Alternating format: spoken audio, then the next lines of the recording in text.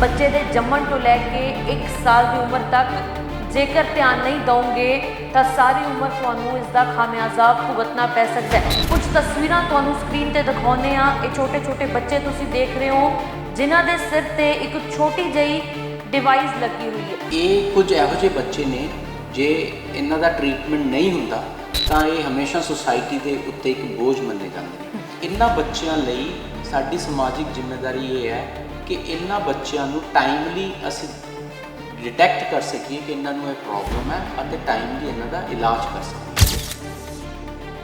ਜੇ ਹਰ ਬੱਚੇ ਦੇ ਵਿੱਚ ਜਦੋਂ ਪੈਦਾ ਹੁੰਦਾ ਤਾਂ ਬ੍ਰੇਨ ਦੇ ਕੁਝ ਏਰੀਆਜ਼ ਫਿਕਸਡ ਹੁੰਦੇ ਆ ਕਿ ਇਹ ਬੋਲਣ ਦੇ ਕੰਮ ਆਉਣਾ, ਇਹ ਸੁਣਨ ਦੇ ਕੰਮ ਆਉਣਾ, ਇਹ ਦੇਖਣ ਦੇ ਕੰਮ ਆਉਣਾ।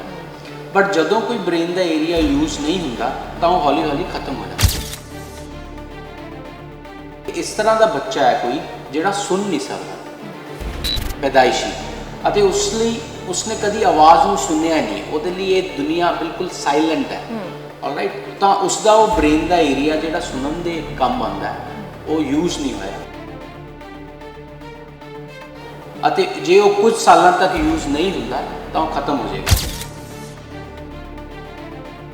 ਬਟ ਜੇ ਪੇਰੈਂਟਸ ਥੋੜੇ ਅਵੇਅਰ ਹੈ ਔਰ ਸਜਗ ਹੈ ਤਾਂ ਉਹ ਇਸ ਨੂੰ ਟਾਈਮਲੀ ਡਿਟੈਕਟ ਕਰ ਸਕਦੇ ਹੈ। ਜਿਸ ਤਰ੍ਹਾਂ ਜੇ ਸਪੋਜ਼ ਕਰੋ ਤੁਹਾਡਾ ਬੱਚਾ, ਤੁਸੀਂ ਇੱਕਦਮ ਕੋਈ ਉੱਚੀ ਆਵਾਜ਼ ਹੁੰਦੀ ਹੈ ਜਾਂ ਕੋਈ ਖੜਕਾ ਹੁੰਦਾ, ਉਹਦੇ ਨਾਲ ਇੱਕਦਮ ਉਸ ਦੀ ਨੀਂਦ ਨਹੀਂ ਟੁੱਟਦੀ ਜਾਂ ਉਹ ਘਬਰਾਉਂਦਾ ਨਹੀਂ, ਤਾਂ ਇਹਦਾ ਮਤਲਬ ਹੋ ਸਕਦਾ ਉਸ ਨੂੰ ਸੁਣਦਾ ਨਾ ਹੋਵੇ, ਜਾਂ ਉਹ ਵਿਦ ਟਾਈਮ ਉਸ ਦੀ ਸਪੀਚ ਡਿਲੇ ਹੋ ਰਹੀ ਹੈ। ਸੋ ਇਹ ਥੀਸ ਆਰ ਅਰਲੀ ਸਾਈਨਸ ਜਿਹਦੇ ਨਾਲ ਜਿਹੜੇ ਸਜਗ ਪੇਰੈਂਟਸ ਹੈ ਉਹ ਇਸ ਨੂੰ ਡਿਟੈਕਟ ਕਰ ਸਕਦੇ। ਕੋਕਲੀਅਰ ਇੰਪਲਾਂਟ ਕਿੰਨਾ ਸਕਸੈਸਫੁਲ ਹੈ, ਇਹਦਾ ਸਕਸੈਸ ਰੇਟ ਕੀ ਹੈ? So cochlear implant is a boon for such children, ਉਹ ਵਰਦਾਨ ਇਹਨਾਂ ਬੱਚਿਆਂ ਲਈ। ਇਹ ਬਟ ਟੈਕਨੀਕ ਹੈ, ਇਹਦੇ ਨਾਲ ਇਹੋ ਜਿਹੇ ਬੱਚੇ 100% ਸੁਣਨ ਲੱਗ ਜਾਂਦੇ। ਉਹਨਾਂ ਦੇ ਪਹਿਲਾਂ ਕੁਝ ਅਸੀਂ ਟੈਸਟ ਕਰਾਉਂਦੇ ਹਾਂ, ਕੁਝ ਰੇਡੀਓਲੋਜੀਕਲ ਟੈਸਟ ਹੁੰਦੇ ਆ, ਔਰ ਜੇ ਉਹ ਨਾਰਮਲ ਹੈ ਤਾਂ ਇਹ ਸ਼ੋਰਿਟੀ ਹੁੰਦੀ ਹੈ ਕਿ ਇਹ ਬੱਚਾ ਸੁਣੇਗਾ। ਔਰ ਜਿਹੜਾ ਬਾਏ ਬਰਥ ਬੱਚਾ ਡੈਫ ਹੈ, ਜੋ ਸੁਣ ਨਹੀਂ ਸਕਦਾ ਤਾਂ ਉਸ ਨੂੰ ਬੋਲਣ 'ਚ ਵੀ ਉਨੀ ਦਿੱਕਤ ਹੈ। ਸੋ ਜਿਹੜੀ ਆਪਣੀ ਸਪੀਚ ਹੈ, this is due to our hearing. ਇਹ ਆਪਾਂ ਨੂੰ ਸਭ ਤੋਂ ਪਹਿਲਾਂ ਇਹ ਟੋਟਲੀ ਡਿਪੈਂਡ ਹੈ, ਹਾਂ, ਕਿ ਜੇ ਆਪਣੀ ਹੀਅਰਿੰਗ ਨਹੀਂ ਹੈ ਤਾਂ ਆਪਣੀ ਸਪੀਚ ਨਹੀਂ ਹੋਏਗੀ।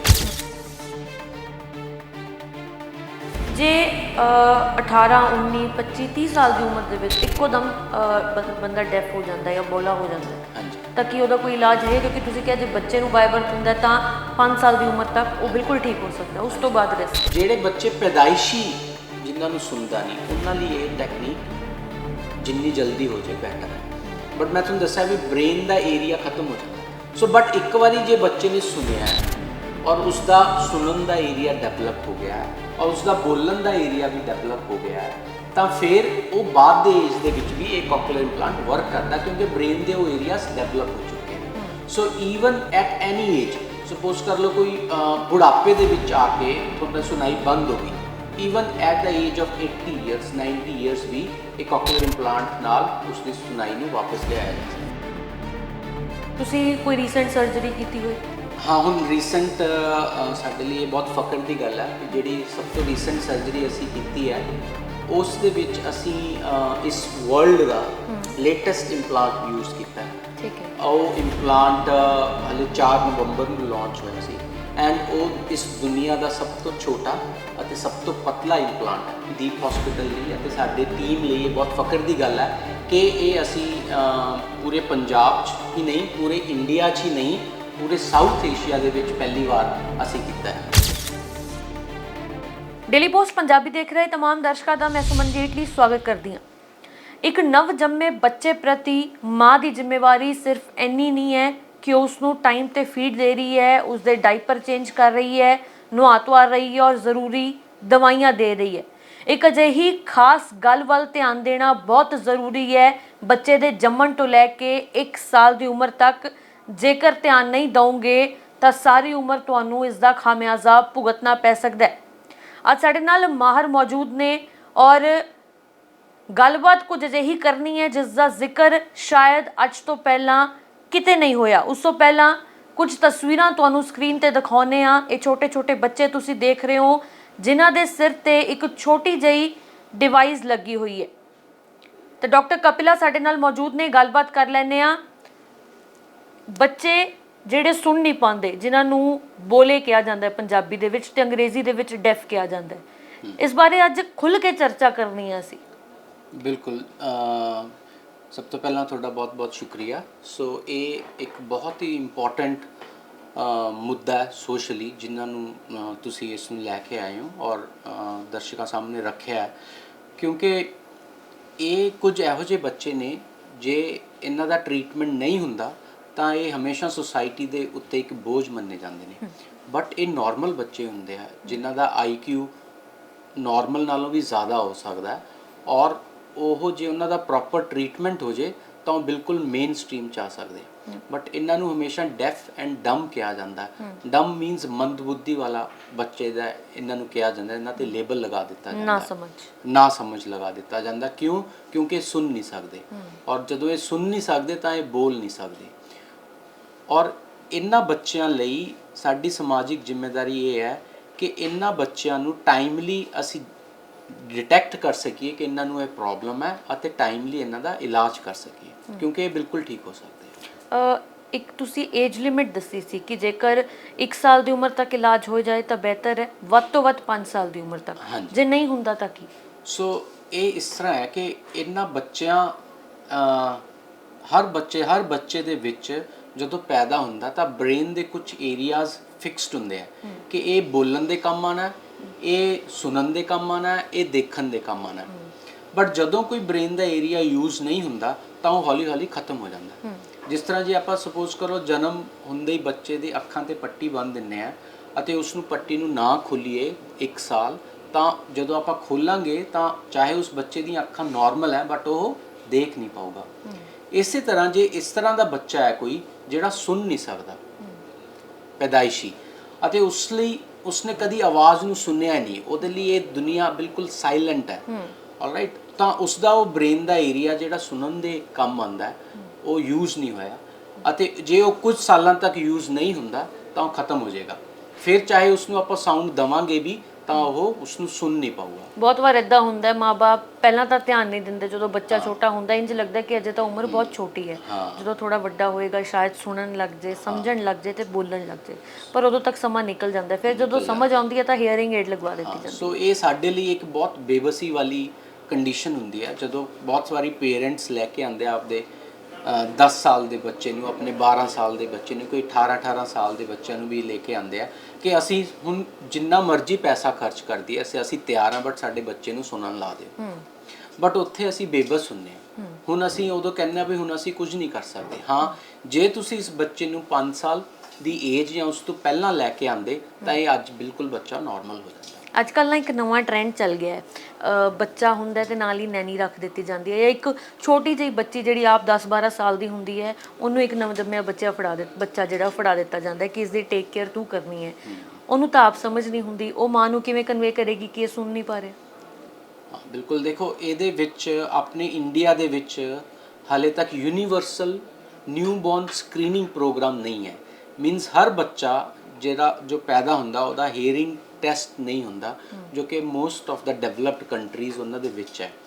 ਹਾਲਾਂਕਿ ਸਾਡੇ ਹਸਪੀਟਲ ਦੇ ਵਿੱਚ ਐਵਰੀ ਬੋਰਨ ਦੀਪ ਹਸਪੀਟਲ ਦੇ ਵਿੱਚ ਜਿਹੜਾ ਬੱਚਾ ਹੁੰਦਾ ਉਹਦਾ ਨਿਊਬੋਰਨ ਸਕਰੀਨਿੰਗ ਟੈਸਟ ਹੁੰਦਾ, ਜਿਹਦੇ ਕਰਕੇ ਇਹ ਚੀਜ਼ ਮਿਸ ਹੋ ਜਾਂਦੀ ਹੈ। ਬਟ ਜੇ ਪੇਰੈਂਟਸ ਥੋੜੇ ਅਵੇਅਰ ਹੈ ਔਰ ਸਜਗ ਹੈ ਤਾਂ ਉਹ ਇਸ ਨੂੰ ਟਾਈਮਲੀ ਡਿਟੈਕਟ ਕਰ ਸਕਦੇ ਆ। ਜਿਸ ਤਰ੍ਹਾਂ ਜੇ ਸਪੋਜ਼ ਕਰ ਲਓ ਤੁਹਾਡਾ ਬੱਚਾ, ਤੁਸੀਂ ਇੱਕਦਮ ਕੋਈ ਉੱਚੀ ਆਵਾਜ਼ ਹੁੰਦੀ ਹੈ ਜਾਂ ਕੋਈ ਖੜਕਾ ਹੁੰਦਾ, ਉਹਦੇ ਨਾਲ ਇੱਕਦਮ ਉਸ ਦੀ ਨੀਂਦ ਨਹੀਂ ਟੁੱਟਦੀ ਜਾਂ ਉਹ ਘਬਰਾਉਂਦਾ ਨਹੀਂ, ਤੇ ਇਹਦਾ ਮਤਲਬ ਹੋ ਸਕਦਾ ਉਸ ਨੂੰ ਸੁਣਦਾ ਨਾ ਹੋਵੇ।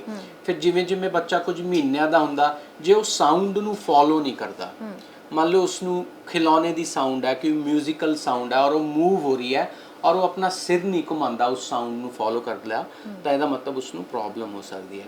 ਉਹ ਖੜਕੇ ਨੂੰ ਸੁਣ ਕੇ ਕੁਝ ਆਪਣਾ ਰਿਐਕਸ਼ਨ ਨਹੀਂ ਦਿੰਦਾ, ਠੀਕ ਹੈ, ਜਾਂ ਉਹ ਵਿਦ ਟਾਈਮ ਉਸਦੀ ਸਪੀਚ ਡਿਲੇ ਹੋ ਰਹੀ ਹੈ। ਸੋ ਇਹ ਥੀਸ ਆਰ अर्ਲੀ ਸਾਈਨਸ ਜਿਹਦੇ ਨਾਲ ਜਿਹੜੇ ਸਜਗ ਪੇਰੈਂਟਸ ਹੈ ਉਹ ਇਸ ਨੂੰ ਡਿਟੈਕਟ ਕਰ ਸਕਦੇ ਆ। ਬਟ ਯੈਸ, ਤੁਸੀਂ ਕਿਹਾ ਕਿ ਨੈਨੀਜ਼, ਉਹਨਾਂ ਨੂੰ ਕੋਈ ਮਤਲਬ ਨਹੀਂ ਹੈ, they are least bothered about it. ਮਾਵਾਂ ਨੂੰ ਹੀ ਧਿਆਨ ਦੇਣਾ ਪਏਗਾ, ਮਾਵਾਂ ਨੂੰ, ਪੇਰੈਂਟਸ ਨੂੰ ਕੋਕੂਲਰ ਧਿਆਨ ਦੇਣਾ ਇੰਪਲਾਂਟ ਪਏਗਾ। ਕਿੰਨਾ ਸਕਸੈਸਫੁਲ ਹੈ, ਇਹਦਾ ਸਕਸੈਸ ਰੇਟ ਕੀ ਹੈ?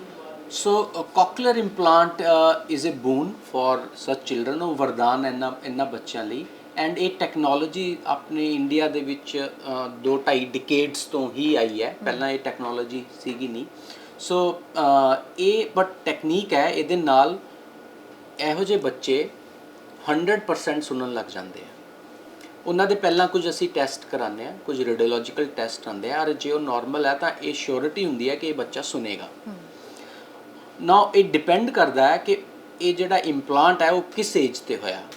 ਜਿਸ ਤਰ੍ਹਾਂ ਬਹੁਤ ਸਾਰੇ ਕੰਟਰੀਜ਼ ਇਹੋ ਜਿਹੇ ਆ ਜਿਨ੍ਹਾਂ ਦੇ ਵਿੱਚ 6 ਮਹੀਨੇ ਤੋਂ 8 ਮਹੀਨੇ ਦੇ ਵਿੱਚ ਇਹ ਇੰਪਲਾਂਟ ਕਰ ਦਿੱਤਾ ਜਾਂਦਾ ਅਤੇ ਉਹ ਬੱਚੇ ਨਾਰਮਲ ਬੱਚਿਆਂ ਵਾਂਗੂ by the age of 1 year ਸੁਣ ਕੇ ਬੋਲਣ ਲੱਗ ਜਾਂਦੇ ਆ, ਔਰ ਨਾਰਮਲ ਬੱਚੇ ਤੇ ਉਹਨਾਂ ਦੇ ਵਿੱਚ ਕੋਈ ਫਰਕ ਨਹੀਂ ਹੁੰਦਾ। ਬਟ ਸਾਡੇ ਦੇਸ਼ ਦੇ ਵਿੱਚ ਇੰਪਲਾਂਟ ਜਿਹੜਾ ਉਹ ਲੇਟ ਹੁੰਦਾ, ਕਈਆਂ ਦਾ 2 ਸਾਲ ਤੇ ਹੁੰਦਾ, ਕਈਆਂ ਦਾ 4 ਸਾਲ ਤੇ ਹੁੰਦਾ, ਕਈਆਂ ਦਾ 5 ਸਾਲ ਤੇ ਹੁੰਦਾ। ਤਾਂ ਇੰਪਲਾਂਟ ਕਰਨ ਤੋਂ ਬਾਅਦ ਉਹ ਬੱਚਾ, ਸਪੋਜ਼ ਕਰ ਲਓ ਇੱਕ 4 ਸਾਲ ਦਾ ਬੱਚੇ ਦੇ ਅਸੀਂ ਇੰਪਲਾਂਟ ਕੀਤਾ ਤਾਂ ਉਹ ਪਹਿਲੀ ਵਾਰੀ 4 ਸਾਲ ਬਾਅਦ ਸਾਊਂਡ ਨੂੰ ਸੁਨੇਗਾ, ਰਾਈਟ। ਸੋ ਸਾਊਂਡ ਨੂੰ ਸੁਣਨਾ ਔਰ ਉਸ ਨੂੰ ਸਮਝਣਾ ਇੱਕ ਦਿਸ ਇਜ਼ ਅ ਪ੍ਰੋਸੀਜਰ, ਇਹਨੂੰ ਟਾਈਮ ਲੱਗਦਾ ਹੈ। ਸੋ ਪਹਿਲਾਂ ਜਦੋਂ ਸੁਣਦੇ ਆ ਤਾਂ ਅਸੀਂ ਦੇਖਦੇ ਆ ਪਹਿਲਾਂ ਬੱਚੇ ਡਰ ਜਾਂਦੇ ਆ ਵੀ ਇਹ ਮੈਨੂੰ ਕੀ ਹੋ ਰਿਹਾ, ਕਿਉਂਕਿ ਪਹਿਲੀ ਵਾਰੀ ਸੁਣਿਆ ਨਾ। ਸੋ ਫਿਰ ਉਹਦੀ ਸਾਊਂਡ ਨੂੰ ਐਡਜਸਟਮੈਂਟ ਕੀਤੀ ਜਾਂਦੀ ਹੈ, ਐਨਆਰਟੀ ਕੀਤੀ ਜਾਂਦੀ ਹੈ, ਉਸ ਨੂੰ ਸਲੋ ਕੀਤਾ ਜਾਂਦਾ ਹੈ ਤਾਂ ਕਿ ਉਹ ਘਬਰਾਏ ਨਾ ਬੱਚਾ, ਠੀਕ ਹੈ। ਫਿਰ ਉਸ ਸਾਊਂਡ ਨੂੰ ਥੋੜਾ ਨਾਰਮਲ ਕੀਤਾ ਜਾਂਦਾ ਹੈ। ਫਿਰ ਵਿਦ ਟਾਈਮ ਉਹ ਬੱਚਾ ਉਸ ਸਾਊਂਡਸ ਦੇ ਮਾਇਨੇ ਸਮਝਣੇ ਲੱਗਦਾ, ਫਿਰ ਉਸ ਦੇ ਯੂਜ਼ ਟੂ ਹੋ ਜਾਂਦਾ, ਫਿਰ ਉਹ ਹੌਲੀ ਸਪੀਚ ਡਿਵੈਲਪ ਕਰਦਾ। ਸੋ ਆਪਾਂ ਦੇਖਦੇ ਹਾਂ ਕਿ ਨਾਰਮਲ ਬੱਚਾ ਨੂੰ 1 ਸਾਲ ਲੱਗਦਾ ਬੋਲਣ ਦੇ ਵਿੱਚ, ਇਸੇ ਤਰ੍ਹਾਂ ਕੋਕਲੀਅਰ ਇੰਪਲਾਂਟ ਤੋਂ ਬਾਅਦ ਵੀ 1 ਸਾਲ ਲੱਗਦਾ ਬੱਚਾ ਨੂੰ ਸਪੀਚ ਡਿਵੈਲਪ। ਔਰ ਜਿਹੜਾ ਬਾਈ ਬਰਥ ਬੱਚਾ ਡੈਫ ਹੈ, ਜੋ ਸੁਣ ਨਹੀਂ ਸਕਦਾ ਤਾਂ ਉਸ ਨੂੰ ਬੋਲਣ 'ਚ ਵੀ ਉਨੀ ਦਿੱਕਤ ਹੈ। ਸੋ ਜਿਹੜੀ ਆਪਣੀ ਸਪੀਚ ਹੈ, this is due to our hearing. ਇਹ ਆਪਾਂ ਨੂੰ ਸਭ ਤੋਂ ਪਹਿਲਾਂ ਇਹ ਸਮਝਣਾ ਜ਼ਰੂਰੀ ਹੈ, ਹਾਂ, ਕਿ ਜੇ ਆਪਣੀ ਹੀਅਰਿੰਗ ਨਹੀਂ ਹੈ ਤਾਂ ਆਪਣੀ ਸਪੀਚ ਨਹੀਂ ਹੋਏਗੀ। ਜੇ ਸਪੋਜ਼ ਕਰੋ ਅੱਜ ਵੀ ਕਿਸੇ ਅਡਲਟ ਪਰਸਨ ਦੀ ਮੰਨ ਲਓ ਮੇਰੀ ਹੀਅਰਿੰਗ ਚਲੀ ਜਾਵੇ ਤਾਂ ਹੌਲੀ over the period of years ਮੇਰੀ ਸਪੀਚ ਵੀ ਚਲੀ ਜਾਏਗੀ, ਜਾਂ ਮੇਰੀ ਸਪੀਚ ਇਸ ਤਰ੍ਹਾਂ ਹੋ ਜਾਏਗੀ ਕਿ ਲੋਕਾਂ ਨੂੰ ਸਮਝ ਨਹੀਂ ਆਏਗੀ, ਕਿਉਂਕਿ ਜੋ ਮੈਂ ਬੋਲ ਰਿਹਾ ਉਹ ਮੈਂ ਸੁਣ ਵੀ ਰਿਹਾ, ਔਰ ਉਹਦੇ ਨਾਲ ਮੈਂ ਇਹ ਜੱਜ ਵੀ ਕਰ ਰਿਹਾ ਵੀ ਮੈਂ ਠੀਕ ਬੋਲ ਰਿਹਾ। ਸੋ ਮੇਰੀ ਸੁਣਾਈ ਹਮੇਸ਼ਾ ਇੱਕ ਰੋਲ ਪਲੇ ਕਰਦੀ ਹੈ ਮੇਰੇ ਬੋਲਣ ਦੇ ਵਿੱਚ। ਸੋ ਜੇ ਆਪਣੀ ਸੁਣਾਈ ਹੈ ਤਦੀ ਆਪਣੀ ਬੋਲੀ ਹੈ। ਜੇ 18 19 25 30 ਸਾਲ ਦੀ ਉਮਰ ਦੇ ਵਿੱਚ ਇੱਕੋ ਦਮ ਬੰਦਾ ਡੈਫ ਹੋ ਜਾਂਦਾ ਜਾਂ ਬੋਲਾ ਹੋ ਜਾਂਦਾ, ਹਾਂਜੀ, ਤਾਂ ਕੀ ਉਹਦਾ ਕੋਈ ਇਲਾਜ ਹੈਗਾ? ਕਿਉਂਕਿ ਤੁਸੀਂ ਕਿਹਾ ਜੇ ਬੱਚੇ ਨੂੰ ਬਾਈ ਬਰਥ ਹੁੰਦਾ ਤਾਂ 5 ਸਾਲ ਦੀ ਉਮਰ ਤੱਕ ਉਹ ਬਿਲਕੁਲ ਠੀਕ ਹੋ ਸਕਦਾ, ਉਸ ਤੋਂ ਬਾਅਦ ਰਿਸਕ ਹੈ? ਉਸ ਤੋਂ ਬਾਅਦ ਨਹੀਂ, ਹਾਂਜੀ ਨਹੀਂ। ਬਟ ਇਹਦੇ ਵਿੱਚ ਇਹ ਬਹੁਤ ਇੰਪੋਰਟੈਂਟ ਕੁਐਸਚਨ ਪੁੱਛਿਆ ਤੁਸੀਂ। ਸੋ ਜਿਹੜੇ ਬੱਚੇ ਪੈਦਾਇਸ਼ੀ ਜਿਨ੍ਹਾਂ ਨੂੰ ਸੁਣਦਾ ਨਹੀਂ, ਉਹਨਾਂ ਲਈ ਇਹ ਟੈਕਨੀਕ ਜਿੰਨੀ ਜਲਦੀ ਹੋ ਜਾਏ ਬੈਟਰ ਹੈ। ਬਟ ਮੈਂ ਤੁਹਾਨੂੰ ਦੱਸਿਆ ਵੀ ਬ੍ਰੇਨ ਦਾ ਏਰੀਆ ਖਤਮ ਹੋ ਜਾਂਦਾ। ਸੋ ਬਟ ਇੱਕ ਵਾਰੀ ਜੇ ਬੱਚੇ ਨੇ ਸੁਣਿਆ ਔਰ ਉਸ ਦਾ ਸੁਣਨ ਦਾ ਏਰੀਆ ਡਿਵੈਲਪ ਹੋ ਗਿਆ ਔਰ ਉਸ ਦਾ ਬੋਲਣ ਦਾ ਏਰੀਆ ਵੀ ਡਿਵੈਲਪ ਹੋ ਗਿਆ, ਤਾਂ ਫਿਰ ਉਹ ਬਾਅਦ ਦੇ ਏਜ ਦੇ ਵਿੱਚ ਵੀ ਇਹ ਕੋਕਲੀਅਰ ਇੰਪਲਾਂਟ ਵਰਕ ਕਰਦਾ, ਕਿਉਂਕਿ ਬ੍ਰੇਨ ਦੇ ਉਹ ਏਰੀਆਸ ਡਿਵੈਲਪ ਹੋ ਚੁੱਕੇ ਆ। So even at any age, suppose ਕਰ ਲਓ ਕੋਈ ਬੁਢਾਪੇ ਦੇ ਵਿੱਚ ਆ ਕੇ ਤੁਹਾਡਾ ਸੁਣਾਈ ਬੰਦ ਹੋ ਗਈ, even at the age of 80 years 90 years ਵੀ ਇਹ ਕੋਕਲੀਅਰ ਇੰਪਲਾਂਟ ਨਾਲ ਉਸ ਦੀ ਸੁਣਾਈ ਨੂੰ ਵਾਪਸ ਲਿਆਇਆ ਜਾ ਸਕਦਾ। ਇੱਕ ਅਸੀਂ ਬਹੁਤ ਜ਼ਿਆਦਾ ਇਮੇਜ ਕੌਨਸ਼ੀਅਸ ਹੋ ਗਏ ਹਾਂ। ਕੋਕਲੀਅਰ ਇੰਪਲਾਂਟ ਜਦੋਂ ਹੁੰਦਾ, ਤੁਸੀਂ ਤਸਵੀਰਾਂ ਦਿਖਾਈਆਂ ਤਾਂ ਕੰਨ ਦੇ ਪਿੱਛੇ ਅਤੇ ਸਿਰ ਤੇ ਇੱਥੇ ਇਸ ਹਿੱਸੇ ਤੇ ਇੱਕ ਮਸ਼ੀਨ ਜੀ ਲੱਗ ਜਾਂਦੀ, ਇੱਕ ਡਿਵਾਈਸ ਲੱਗ ਜਾਂਦੀ ਹੈ ਛੋਟੀ ਜੀ। ਤਾਂ ਲੋਕ ਵੈਸੇ ਤਾਂ ਸਾਰਾ ਦਿਨ ਕੰਨਾਂ 'ਚ ਹੈੱਡਫੋਨਸ ਪਾ ਕੇ ਟਰੈਵਲ ਕਰ ਸਕਦੇ ਨੇ ਇੱਕ ਥਾਂ ਤੋਂ ਦੂਸਰੀ ਥਾਂ ਤੇ, ਪਰ ਇੱਕ ਛੋਟੀ ਜੀ ਮਸ਼ੀਨ ਨਾਲ ਅਟੈਚ ਹੋ ਜਾਂਦੀ ਹੈ ਤਾਂ ਸ਼ਾਇਦ ਲੋਕਾਂ ਨੂੰ ਇਤਰਾਜ਼ ਹੁੰਦਾ ਹੈ ਕਿ ਸਾਰੀ ਉਮਰ ਇਹ ਕਿਉਂ ਨਾਲ ਲਗਾ ਕੇ ਪਾਉਣਾ। ਸੋ ਇਹ ਪ੍ਰੋਬਲਮ ਅਸੀਂ ਵੀ ਡੇ ਟੂ ਡੇ ਕੇਸਿਸ ਦੇ ਵਿੱਚ ਪੇਰੈਂਟਸ ਵੱਲੋਂ ਫੇਸ ਕਰਦੇ ਹਾਂ। ਇਹ ਇੱਕ ਸੋਸ਼ਲ ਸਟਿਗਮਾ ਹੈ, ਹੋਰ ਕੁਝ ਨਹੀਂ ਹੈ, ਇੱਕ ਸੋਚ ਹੈ ਜਿਹੜੀ ਉਹਨਾਂ ਨੂੰ ਰੋਕਦੀ ਹੈ।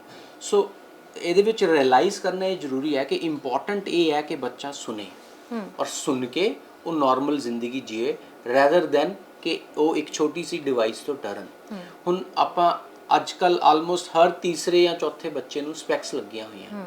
ਸੋ ਕੀ ਸਪੈਕਸ ਤਾਂ ਐਡੀ ਵੱਡੀ ਦੋਨਾਂ ਆਈਜ਼ ਕਵਰ ਕਰਦੀਆਂ, ਤਾਂ ਜੇ ਇੱਕ ਇੱਥੇ ਛੋਟੀ ਜੀ ਡਿਵਾਈਸ ਲੱਗ ਜਾਏਗੀ ਤਾਂ ਕੀ ਵੱਡੀ ਪ੍ਰੋਬਲਮ ਕਿ ਬਹੁਤ ਜ਼ਿਆਦਾ ਖਰਚਾ ਆ ਰਿਹਾ ਕੋਕਲੀਅਰ ਇੰਪਲਾਂਟ ਦਾ। ਸੋ ਇਹਦੇ ਵਿੱਚ ਇਹ ਹੈ ਕਿ ਜੋ ਇੰਪਲਾਂਟ ਦੀ ਕਾਸਟ ਹੈ ਉਹ ਜ਼ਿਆਦਾ ਹੈ, ਸਰਜਰੀ ਦੀ ਕਾਸਟ ਇੰਨੀ ਨਹੀਂ ਹੈ, ਬਟ ਜਿਹੜਾ ਕੋਕਲੀਅਰ ਇੰਪਲਾਂਟ ਦੀ ਕਾਸਟ ਹੈ ਉਹ ਜ਼ਿਆਦਾ ਹੈ। ਉਹ ਅਰਾਊਂਡ 6 ਲੱਖ ਰੁਪਏ ਤੋਂ ਸ਼ੁਰੂ ਹੁੰਦੀ ਹੈ। ਮਿਡਲ ਕਲਾਸ ਜਾਂ ਲੋਅਰ ਮਿਡਲ ਕਲਾਸ ਤਾਂ ਅਫੋਰਡ ਹੀ ਨਹੀਂ ਕਰ ਪਾਏਗਾ। ਸਟੇਟ ਗਵਰਨਮੈਂਟ ਕੁਝ ਨਹੀਂ ਕਰ ਰਹੀ। ਸਟੇਟ ਗਵਰਨਮੈਂਟ ਵੱਲੋਂ ਹਾਲੇ ਤੱਕ ਇਸ ਦੇ ਲਈ ਕੋਈ ਸਪਾਂਸਰਡ ਪ੍ਰੋਗਰਾਮ ਨਹੀਂ ਹੈ। ਸੋ ਬਹੁਤ ਸਾਰੀਆਂ ਸਟੇਟਸ ਚ ਸਪਾਂਸਰਡ ਪ੍ਰੋਗਰਾਮ ਹੈ, ਜਿਸ ਤਰ੍ਹਾਂ South ਸਾਊਥ ਦੇ ਵਾਲੀ ਵਿੱਚ side ਹੈਗਾ ਜੀ। ਆਂਧਰਾ, ਕਰਨਾਟਕਾ, ਕੇਰਲਾ, ਰਾਜਸਥਾਨ, ਹੁਣ ਯੂਪੀ ਦੇ ਵਿੱਚ ਵੀ ਹੋ ਗਿਆ ਹੈ। ਸੋ ਸਟੇਟ ਸਪਾਂਸਰਡ ਪੰਜਾਬ ਪ੍ਰੋਗਰਾਮਸ ਬਹੁਤ ਆ ਪਿੱਛੇ ਗਏ ਰਹਿ ਹੈ। ਗਏ ਇਸ ਸੋ ਮਾਮਲੇ 'ਚ। ਹਾਂ, ਸੋ ਜੇ ਮੇਰੀ ਆਵਾਜ਼ ਪੰਜਾਬ ਗਵਰਨਮੈਂਟ ਸਰਕਾਰ ਤੱਕ ਪਹੁੰਚ ਸਕੇ ਤਾਂ ਮੈਂ ਉਹਨਾਂ ਨੂੰ ਗੁਜ਼ਾਰਿਸ਼ ਕਰੂੰਗਾ ਕਿ ਆਪਣੇ ਸਟੇਟ ਦੇ ਬੱਚਿਆਂ ਲਈ ਵੀ ਕੋਈ ਇਹੋ ਜਿਹਾ ਪ੍ਰੋਗਰਾਮ ਆਵੇ ਜਿਨ੍ਹਾਂ ਨਾਲ ਉਹਨਾਂ ਨੂੰ ਫਾਈਨੈਂਸ਼ੀਅਲੀ ਇਹਨਾਂ ਦੀ ਹੈਲਪ ਹੋ ਸਕੇ, ਕਿਉਂਕਿ ਇਹ ਉਹ ਬੱਚੇ ਨੇ ਜਿਹੜੇ ਆਪਣੀ ਸਟੇਟ ਲਈ ਵੱਡੇ ਹੋ ਕੇ ਕੁਝ ਕਰ ਸਕਦੇ ਆ, ਉਹ ਇਹ ਕੁਝ ਵੀ ਬਣ ਸਕਦੇ ਆ, ਇਹ ਈਵਨ ਪੋਲਿਟਿਕਸ 'ਚ ਆ ਕੇ ਕੱਲ੍ਹ ਨੂੰ ਚੀਫ ਮਿਨਿਸਟਰ ਵੀ ਬਣ ਸਕਦੇ ਆ। ਬਟ ਜੇ ਨਹੀਂ ਹੋਏਗਾ ਤਾਂ ਇਹ ਹਮੇਸ਼ਾ ਆਪਣੀ ਸਟੇਟ ਅਤੇ ਫੈਮਿਲੀ ਲਈ ਇੱਕ ਲਾਇਬਿਲਿਟੀ ਰਹਿਣਗੇ। ਮੈਨੂੰ ਲੱਗਦਾ 6 ਲੱਖ ਤੁਸੀਂ ਜਿਹੜੀ ਆ ਕੀਮਤ ਦੱਸੀ ਹੈ, ਹਾਂਜੀ। 4 ਲੱਖ ਬੱਚਾ ਅੱਜ ਦੀ ਤਰੀਕ ਦੇ ਵਿੱਚ ਇਸ ਬਿਮਾਰੀ ਤੋਂ ਤਕਲੀਫ ਤੋਂ ਜੂਝ ਰਿਹਾ ਇੰਡੀਆ ਦੇ ਵਿੱਚ, ਇੰਡੀਆ ਹਾਂਜੀ, ਦੇ ਵਿੱਚ, ਔਰ ਹਾਂਜੀ। ਸਿਰਫ 1000 ਬੱਚੇ ਨੂੰ ਟ੍ਰੀਟਮੈਂਟ ਹਾਂਜੀ, ਮਿਲਿਆ ਹੈ। ਹਾਂ। 3,99,000 ਬੱਚੇ ਅਜੇ ਵੀ ਟ੍ਰੀਟਮੈਂਟ ਤੋਂ ਵਾਂਝੇ ਨੇ, ਨਹੀਂ। ਉਹ ਸਿਰਫ ਇਸ 6 ਲੱਖ ਦੀ ਕੀਮਤ ਕਰਕੇ। ਕੀਮਤ ਕਰਕੇ, ਕੀਮਤ ਐਂਡ ਅਵੇਅਰਨੈਸ ਦੋਨੋਂ ਚੀਜ਼ਾਂ ਹੀ ਹੈ। ਸੋ ਕੀਮਤ ਦਾ ਤੁਸੀਂ ਕਿਹਾ ਵੀ 6 ਲੱਖ ਰੁਪਇਆ, ਸੋ ਇਹਦੇ 'ਚ ਮੈਂ ਇੱਕ ਨਜ਼ਰੀਆ ਦੇਖਣ ਦਾ ਥੋੜਾ ਜਿਹਾ ਬਦਲਣਾ ਚਾਹਾਂਗਾ ਕਿ ਇੱਕਦਮ ਜਦੋਂ ਆਪਾਂ 6 ਲੱਖ ਰੁਪਇਆ ਸੋਚਦੇ ਹਾਂ ਤਾਂ ਆਪਾਂ ਨੂੰ ਬਹੁਤ ਜ਼ਿਆਦਾ ਲੱਗਦਾ ਹੈ।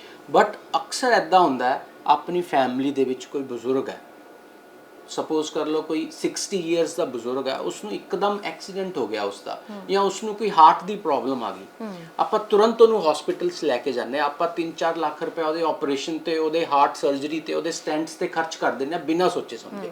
ਚਾਹੇ ਆਪਾਂ ਉਸ ਨੂੰ ਕਿਤੋਂ ਫੜ ਲਈਏ, ਚਾਹੇ ਆਪਾਂ ਕੁਝ ਵੇਚ ਦਈਏ, ਬਟ ਉਹ ਆਪਾਂ ਮਹਿਸੂਸ ਕਰਦੇ ਹਾਂ ਵੀ ਉਹ ਇੱਕ ਐਮਰਜੈਂਸੀ ਹੈ। ਔਰ ਉਸ 60-70 ਈਅਰ ਏਜ ਨੂੰ ਆਪਾਂ ਇੱਕ ਨਵੀਂ ਲਾਈਫ ਦਿੰਦੇ ਹਾਂ। ਹੋ ਸਕਦਾ ਉਹ 5 ਸਾਲ ਰਵੇ, 10 ਸਾਲ ਰਵੇ, 15 ਸਾਲ ਰਵੇ, ਵੀ ਡੋਂਟ ਨੋ, ਬਟ ਇੱਥੇ ਵੀ ਇਹ ਇੱਕ ਐਮਰਜੈਂਸੀ ਹੈ, ਔਰ ਇਹ ਉਨੀ ਹੀ ਵੱਡੀ ਐਮਰਜੈਂਸੀ ਹੈ, ਔਰ ਇਹ ਐਮਰਜੈਂਸੀ ਉਸ ਬੱਚੇ ਨੂੰ 70 ਸਾਲ ਦੀ ਏਜ ਦੇ ਰਹੀ ਹੈ। ਆਲਰਾਈਟ, ਸੋ ਜੇ ਆਪਾਂ ਇਕਨੋਮੀ ਵਾਈਜ਼ ਪਰ ਈਅਰ ਜਾਂ ਪਰ ਡੇ ਇਹਦੀ ਕਾਸਟ ਕੱਢਾਂਗੇ ਤਾਂ ਇਹ ਸ਼ਾਇਦ 1 ਰੁਪਇਆ ਪਰ ਡੇ ਵੀ ਨਹੀਂ ਆਏਗੀ। ਬਿਲਕੁਲ ਠੀਕ ਹੈ ਤੁਸੀਂ। ਆਲਰਾਈਟ, ਸੋ ਦਿਸ ਇਜ਼, ਇਹ ਆਪਾਂ ਜੱਜ ਕਰਨਾ ਵੀ ਇਹ ਕਾਸਟ ਨਾਲ ਸਾਡੇ ਬੱਚੇ ਨੂੰ ਕੀ ਮਿਲ ਰਿਹਾ ਹੈ, ਲਾਈਫ ਮਿਲ ਰਹੀ ਹੈ। ਹਾਂ, ਐਂਡ ਇਹ ਰਿਅਲਾਈਜ਼ ਕਰਨਾ ਵੀ ਇਹ ਇੱਕ ਐਮਰਜੈਂਸੀ ਹੈ। ਤੁਸੀਂ ਕੋਈ ਰੀਸੈਂਟ ਸਰਜਰੀ ਕੀਤੀ ਹੋਏ? ਹਾਂ, ਹੁਣ ਰੀਸੈਂਟ ਸਾਡੇ ਲਈ ਇਹ ਬਹੁਤ ਫਖਰ ਦੀ ਗੱਲ ਹੈ ਵੀ ਜਿਹੜੀ ਸਭ ਤੋਂ ਰੀਸੈਂਟ ਸਰਜਰੀ ਅਸੀਂ ਕੀਤੀ ਹੈ, ਉਸ ਦੇ ਵਿੱਚ ਅਸੀਂ ਇਸ ਵਰਲਡ ਦਾ ਲੇਟੈਸਟ ਇੰਪਲਾਂਟ ਯੂਜ਼ ਕੀਤਾ ਹੈ। ਠੀਕ ਹੈ। ਉਹ ਇੰਪਲਾਂਟ ਹਲੇ 4 ਨਵੰਬਰ ਨੂੰ ਲਾਂਚ ਹੋਇਆ ਸੀ, ਐਂਡ ਉਹ ਇਸ ਦੁਨੀਆ ਦਾ ਸਭ ਤੋਂ ਛੋਟਾ ਅਤੇ ਸਭ ਤੋਂ ਪਤਲਾ ਇੰਪਲਾਂਟ ਹੈ, ਜਿਹੜਾ ਜਦੋਂ ਫਿੱਟ ਹੁੰਦਾ ਤਾਂ ਦਿਖਦਾ ਵੀ ਨਹੀਂ। ਉਹਦਾ ਪ੍ਰੋਸੈਸਰ ਸਭ ਤੋਂ ਛੋਟਾ ਹੈ, ਜਿਸ ਤਰ੍ਹਾਂ ਉਹ ਬਾਲਾਂ ਦੇ ਵਿੱਚ ਹੀ ਛੁਪ ਜਾਏਗਾ ਔਰ ਦਿਖੇਗਾ ਨਹੀਂ। ਔਰ ਸਾਡੇ ਲਈ ਇਹ ਬਹੁਤ ਹਸਪੀਟਲ ਲਈ, ਦੀਪ ਹਸਪੀਟਲ ਲਈ ਅਤੇ ਸਾਡੇ ਟੀਮ ਲਈ ਇਹ ਬਹੁਤ ਫਖਰ ਦੀ ਗੱਲ ਹੈ ਕਿ ਇਹ ਅਸੀਂ ਪੂਰੇ ਪੰਜਾਬ 'ਚ ਹੀ ਨਹੀਂ, ਪੂਰੇ ਇੰਡੀਆ 'ਚ ਹੀ ਨਹੀਂ, ਪੂਰੇ ਸਾਊਥ ਏਸ਼ੀਆ ਦੇ ਵਿੱਚ ਪਹਿਲੀ ਵਾਰ ਅਸੀਂ ਕੀਤਾ ਹੈ। ਔਰ ਇਸ ਦੀ ਕੀਮਤ ਦੇ ਵਿੱਚ ਕੋਈ ਫਰਕ ਹੈ? ਹਾਂ, ਇਹ ਜਿਹੜੀ ਇਸ ਦਾ ਇੰਪਲਾਂਟ ਹੈ ਔਰ ਪ੍ਰੋਸੈਸਰ ਦੋਨੋਂ ਮਿਲਾ ਕੇ ਇਹ ਅਰਾਊਂਡ 15 ਲੱਖ ਦੇ ਕਰੀਬ ਦਾ ਇੰਪਲਾਂਟ ਸੀ। ਸੋ ਪਹਿਲਾਂ ਜੋ ਲੁਧਿਆਣਾ ਨੂੰ ਬਹੁਤ ਇੱਕ ਸੈਕੰਡ ਟਾਇਰ ਸਿਟੀ ਗਿਣਿਆ ਜਾਂਦਾ ਹੈ ਮੈਡੀਕਲ ਫੈਸਿਲਿਟੀਜ਼ ਦੇ ਲਈ। ਸੋ ਜਦੋਂ ਵੀ ਕੋਈ ਬਹੁਤ ਵੱਡੀ ਮੈਡੀਕਲ ਦੇ ਵਿੱਚ ਚੀਜ਼ ਹੁੰਦੀ ਆ ਤਾਂ ਲੋਕ ਜਾਂ ਤਾਂ ਦਿੱਲੀ ਜਾਂਦੇ ਆ ਜਾਂ ਬੰਬੇ ਜਾਂਦੇ ਆ, ਮੈਟਰੋਜ਼ ਦੇ ਵਿੱਚ ਜਾਂਦੇ ਆ। ਸੋ ਇਹ ਟੈਕਨੋਲੋਜੀ ਜਿਹੜੀ ਦੁਨੀਆ ਦੇ ਵਿੱਚ ਨਵੀਂ ਆਈ, ਸਾਨੂੰ ਇਹ ਬਹੁਤ ਖੁਸ਼ੀ ਹੈ ਕਿ ਅਸੀਂ ਲੁਧਿਆਣੇ ਦੇ ਵਿੱਚ ਸਭ ਤੋਂ ਪਹਿਲੀ, ਇੰਡੀਆ ਦੇ ਵਿੱਚ ਲੁਧਿਆਣਾ ਦੇ ਵਿੱਚ ਸਭ ਤੋਂ ਪਹਿਲੀ ਵਾਰ ਆਈ ਹੈ। ਅਤੇ ਇਹ ਕੋਕਲੀਅਰ ਇੰਪਲਾਂਟਸ ਦੇ ਲਈ, ਇੰਪਲਾਂਟ ਵਾਲੇ ਬੱਚਿਆਂ ਲਈ ਔਰ ਆਪਣੇ ਪੰਜਾਬ ਦੇ ਬੱਚਿਆਂ ਲਈ ਜਿਨ੍ਹਾਂ ਨੂੰ ਇਹਨਾਂ ਦੀ ਜ਼ਰੂਰਤ ਹੈ, ਉਹਨਾਂ ਲਈ ਵੀ ਬਹੁਤ ਅੱਛੀ ਗੱਲ ਹੈ, ਤਾਂ ਕਿ ਉਹ ਇਸ ਸੈਂਟਰ ਦਾ ਅਤੇ ਇਸ ਟੀਮ ਦਾ ਫਾਇਦਾ ਉਠਾ ਸਕਣ। ਦੇਸ਼ ਦੇ ਵਿੱਚ ਹਰ ਸਾਲ ਲੱਖਾਂ ਬੱਚੇ ਜਨਮ ਲੈ ਰਹੇ ਨੇ, ਔਰ ਹਰ ਸਾਲ ਉਹਨਾਂ ਬੱਚਿਆਂ ਦੇ ਵਿੱਚ ਕੋਈ ਨਾ ਕੋਈ ਤਕਲੀਫ, ਕੋਈ ਨਾ ਕੋਈ ਬਿਮਾਰੀ ਹੈ, ਜਿਸ ਨੂੰ ਬਹੁਤ ਹੀ ਸਮੇਂ ਸਿਰ ਉਸ ਬਾਰੇ ਅਵੇਅਰ ਹੋਣਾ ਤੇ ਉਸ ਨੂੰ ਡਿਟੈਕਟ ਕਰਨਾ, ਮਾਨਾਂ ਦੇ ਨਾਲ ਕੰਟੈਕਟ ਕਰਨਾ, ਜਾਣ ਲੈਣਾ ਜ਼ਰੂਰੀ ਹੈ। ਔਰ ਅੱਜ ਜਿਸ ਬਾਰੇ ਅਸੀਂ ਗੱਲਬਾਤ ਕੀਤੀ ਹੈ, ਕੋਕੂਲਰ ਇੰਪਲਾਂਟ ਬਾਰੇ ਗੱਲਬਾਤ ਕੀਤੀ ਹੈ, ਸ਼ਾਇਦ ਇਹ ਟਰਮ ਤੁਹਾਡੇ ਲਈ ਨਵੀਂ ਹੋਵੇਗੀ, ਪਰ ਇਹ ਬਹੁਤ ਹੀ ਜ਼ਰੂਰੀ ਹੈ ਆਪਣੇ ਘਰ 'ਚ ਆਪਣੇ ਨਵਜੰਮੇ ਬੱਚੇ ਜਾਂ ਆਉਣ ਵਾਲੇ ਮਹਿਮਾਨ ਦੇ ਲਈ। ਇਸ ਵੀਡੀਓ ਨੂੰ ਜ਼ਰਾ ਧਿਆਨ ਨਾਲ ਸੁਣੋ। ਜੇਕਰ ਤੁਹਾਡੇ ਕਰੀਬੀਆਂ ਦੇ ਘਰ ਇੱਕ ਬੱਚਾ ਜਨਮ ਲੈਣ ਵਾਲਾ ਹੈ ਤਾਂ ਉਹਨਾਂ ਤੱਕ ਇਸ ਵੀਡੀਓ ਨੂੰ ਜ਼ਰੂਰ ਪਹੁੰਚਾਓ, ਤਾਂ ਕਿ ਵੱਧ ਤੋਂ ਵੱਧ ਲੋਕ ਜਿਹੜੇ ਨੇ ਅਵੇਅਰ ਹੋਣ। ਇਸ ਖਾਸ ਪੇਸ਼ਕਸ਼ ਫਿਲਹਾਲ ਇੰਨਾ ਹੀ। ਮੈਨੂੰ ਦਿਓ ਇਜਾਜ਼ਤ। ਧੰਨਵਾਦ।